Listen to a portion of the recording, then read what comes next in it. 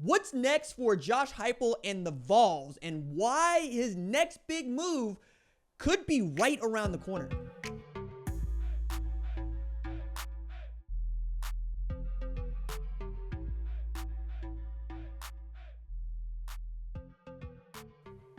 What's up, kinfolk? It's RJ Young. I am not on a step mill. If this is your first time watching Adapt and Respond, thank you for joining us here. We talk college football year round. If that is something you're into, go ahead and hit that subscribe button. Like this video and answer the question in the comments below.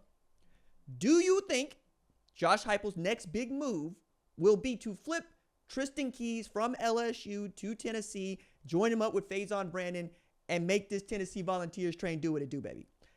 I got an answer for this.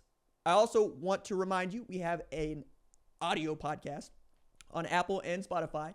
And for those that are willing to leave a 5-star review at Spotify and at Apple, I'm willing to send you one of these stickers in the mail. All you got to do is leave the reviews on both of those sites. Go ahead and drop that review in the form in the description below, and I will send you your sticker. Remember, guys, you got to give me a zip code. You got to give me a city. You got to give me a state. Street address ain't going to quite cut it with the USPS. I understand that the wizardry that they be doing in the mail sorting is one thing, but I'm only one dude, and they will send it back. So I don't want to hear nothing about nobody not getting something when you ain't give me no zip code, no city, or no state. Let me help you help yourself on this one, dog, because these stickers is cool. And I got to order more.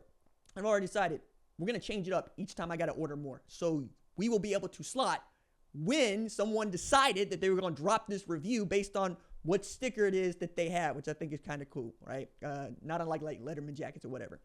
So Faizon Brandon is committed to play football at Tennessee, and that commitment looks like it's going to stick. 2026, #1 overall recruit and a quarterback. And they need one sooner rather than later. Like, I get that Joey Aguilar is the bridge to 2026. It's a good bridge, especially given that Nico Iamaleava decided he was going to try to hold the program ransom and ends up at UCLA for his troubles.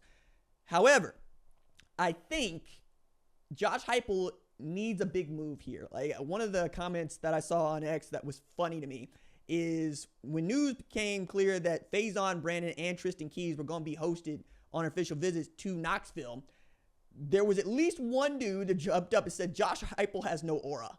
Now, dude had on a Buckeye helmet as his avatar. But I get the point, right? Ohio State beat Tennessee like they stole something.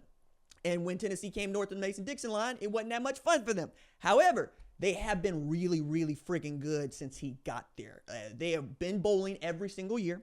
They're 37-15 under Heupel. They've won 9 games or more in each of these years. They made the college football playoff for the first time ever last year. Don't care that it's 12 teams. They've won 10, 11 games.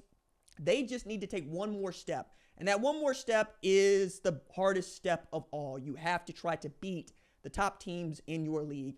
This year, we expect those teams to be Texas and Georgia. Everybody else is playing for third. That's how it feels right now. We're picking Georgia because Kirby Smart has become what Nick Saban was. You don't bet against him. You just don't. I understand Gunnar Stockton does not look that great, but that might change. Maybe Mike Bobo figures it out. They added Zachariah Branch. They're going to be great defensively. Every year, we try to look around and go, hey, is the speeding tickets that's going to do this team in? Is it going to be their quarterback play? Is it going to be the fact that they have never had a 1,000-yard receiver, which is wild?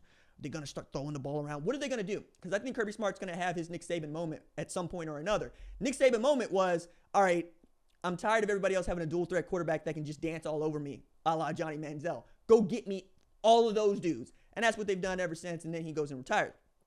With Tennessee, you come in running the veer and shoot and going at warp speed, right? With Hendon Hooker, you were able to go score and score at will because every play was meant to go for 6. You were trying to score on every play and trying to gas the defense as quickly as you could. That means that your defense had to play more snaps than the normal defense, so you're not exactly playing complementary football. But the bet here is that if you score 40, you ain't got to play complementary football because all your defense has got to do is get you 2 or 3 stops, and then you got a double-digit win. The problem with this is you have to have a quarterback that is capable of running it. And we thought that they had one in Nico Iamaleava. Turns out, no, they did not. They had to run max protect. They had to put just 2 guys out in routes. And when they didn't do that, it was really the Dylan Sampson show, which is why he was SEC Offensive Player of the Year. He was the straw stirring the drink in 2024. But that's also been in keeping with what Josh Heupel's been able to do well at Tennessee. He's always had tailbacks that can get it and that can go. And I think he's got 3 that can help them in 2025. Now, I think the reason that we're talking about Tristen Keys, A, he's from Hattiesburgh, and B, I'm from Hattiesburgh, and by way of Tinker Air Force Base. So I was born on Tinker Air Force Base, which is just outside of Oklahoma City, or inside of Oklahoma City. It's like Del City, Midwest City. We moved to Hattiesburgh when I was 3. I was raised there from 3 to 10, and then we moved to Panama City for a couple of years, 3 years, and then we moved to Tulsa. I've been in Tulsa ever since. But Hattiesburgh High is where my grandmommy would take my mama for high school. It's where my big cousin Rico, huge fan of this show. Shout out Rico. I love him so much. He went to Hattiesburgh High, marching band. Purple and gold is the colors. They are the Tigers. So when you tell me that Tristen Keys is committed to LSU, he committed to LSU. That said, getting him to Tennessee would be a tremendous win for Josh Heupel, right? It would be a tremendous win because you got a pair of 5-star talents that can grow together, that can turn this thing back into what it once was when you had a Biletnikoff Award winner and kind of a Heisman frontrunner until he got hurt in Hendon Hooker. I mean, people forget Jalen Hyatt,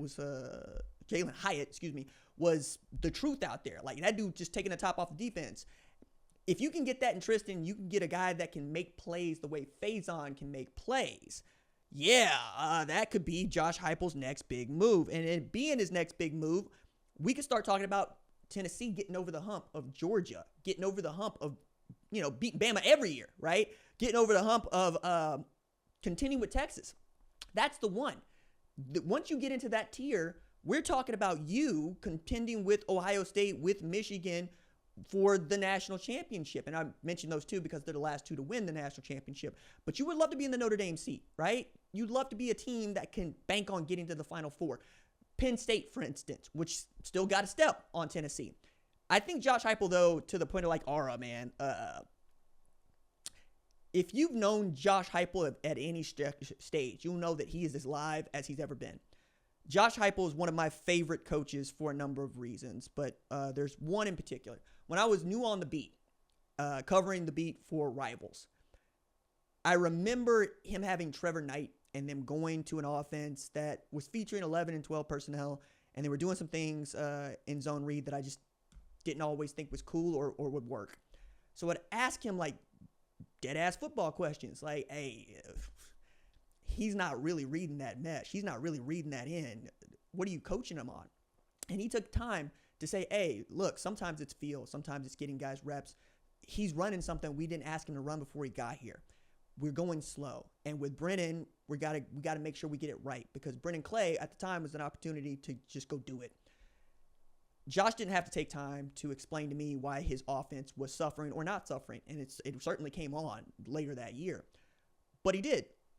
And anytime that a person is nice to you when they don't have to be, shows you their character and who they are. There are a lot of things that are going to be said about Josh Heupel. There are a lot of things that probably could change about Josh Heupel.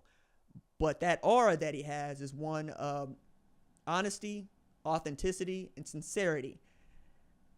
We need more of that in college football.